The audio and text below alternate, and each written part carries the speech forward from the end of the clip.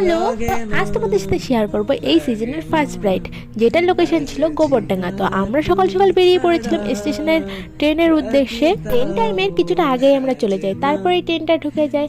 এরপরে আমরা চলে যাই বনগাঁতে, আর বনগাঁতে গিয়ে আমাদের অনেকটা টাইমই বসে থাকতে হয়। আর এখানে আমরা বসে বসে পেয়ারা খাচ্ছি। তো ট্রেন থেকেই নিয়েছিলাম পেয়ারাটা, অ্যান্ড আমরা গোবরডাঙ্গা নেমে গোবরডাঙ্গা থেকে আমাদের আবার টোটো ধরতে হয়। আর এই লোকেশনটা এতটাই সুন্দর যেটা আমরা ক্যাপচার না করে থাকতেই পারলাম না। এটা একটা ব্রিজ পড়ে যেটা খুবই সুন্দর ছিল, আর রাত্রেবেলা তো আরো সুন্দর লাগছিল। তো যাই হোক, আমরা চলে যাই লোকেশনে ব্রাইডের বাড়িতে। তো ব্রাইড তখনও রেডি ছিল না, আমাদের টাইম দেওয়া ছিল 2:30, আর আমরা পৌঁছে যাই 2টোর সময়। তখনও ব্রাইডের গায়ে হলুদ চলছিল। আর এই যে একটা বোন, এই বোনটাই আমাকে বুকিংটা করেছিল। আর আমরা যাওয়ার সাথে সাথে আমাদের এখানে খেতে দেওয়া হয়েছিল লুচি তরকারি। দেন আমরা কিছুটা ওয়েট করার পর ব্রাইড আসলো স্নান টান কমপ্লিট করে। আর যখন আসে তখন বাজে 3টা। আর তারপরে ওকে আমরা শাড়িটা পরিয়ে নিই তাড়াতাড়ি করে। আর মেকআপ শুরু করতে করতে 3:15 বেজে যায়। ব্রাইডের লগ্ন কিন্তু ছিল খুব তাড়াতাড়ি। তো আপকামিং যারা আমার ব্রাইডরা আছো, প্লিজ তোমরা টাইমটা একটু মেনটেন করো। জানি আর হয় না, বিয়ের রিচুয়াল অনেক থাকে, তাও একটু তাড়াতাড়ি করার চেষ্টা করো। মানে বাড়িতে একটু বলে রেখো তাড়াতাড়ি করার, যেহেতু বেলাটা ছোট হয়ে গেছে। আর সবাই তাড়াহুড়ো করে, যেহেতু ব্রাইডকে মিনিমাম রিচুয়ালের আগে, মানে বিয়ের আগে 1 ঘন্টা আগে ছাড়তে হয় ওদের ফটোশ্যুটের জন্য। এবার সব প্রেশারটা আসে মেকআপ আর্টিস্টদের উপর। অল্প টাইমের মধ্যে ব্রাইডকে রেডি করিয়ে দাও। এবার বলো, অল্প টাইমের মধ্যে ব্রাইডকে রেডি করানো কি সম্ভব?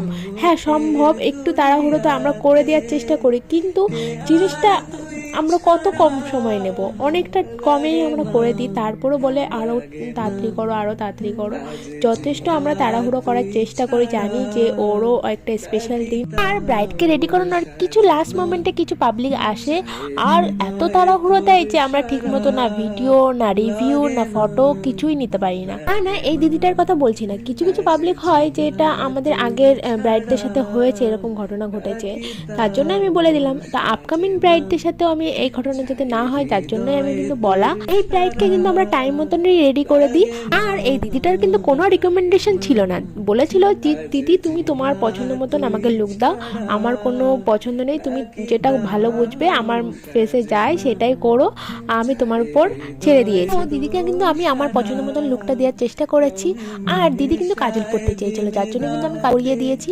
আর এরপরে আমাদের 3টে পার্টি মেকআপ ছিল। এরপরে আমরা 3টে পার্টি মেকআপ করার পরে আমরা কিন্তু বেরোই এখান থেকে। আর তোমরা যারা আমার কাছে মেকআপ করতে চাইছো অবশ্যই কিন্তু কন্ট্যাক্ট করতে পারো। Contact number 9647833333।